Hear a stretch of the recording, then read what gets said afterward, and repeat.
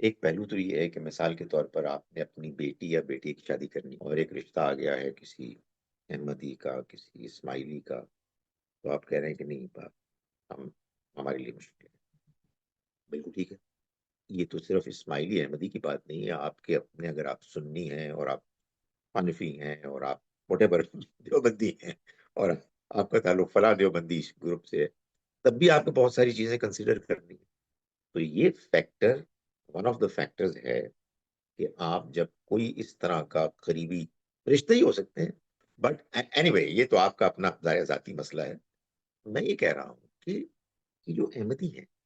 یہ جو اسماعیلی ہے، کیا یہ اس کے مستحق نہیں ہے کہ آپ کی ہمدردی ان کو حاصل ہو اور آپ کبھی اچھے وقت میں ان سے اپنی بات کریں اور ذرا ان سے بھی سنیں وہ کیا کہہ رہے ہیں۔ تو ایک تو یہ پہلو ہے، دوسرا پہلو یہ ہے یوسف صاحب کہ آنےسٹلی یہ میں آپ کو بتاؤں ایک تو آپ نے چار پانچ نام گنوائے ہیں کہ یہ احمدی ہے اور یہ یو نو اسماعیلی ہے اور یہ وہ ہیں آپ کا اللہ بلا کرے پرویزی ہے، تو بھائی اور بھی ہیں، وہ کہتے ہیں یہ غامدی ہے، یہ فلاں ہے، یہ سلسلہ کبھی ختم نہیں ہوگا۔ یہ اصل میں بیماریاں ہیں، لوگ ہیں ان کے مختلف نقطۂ نظر ہیں،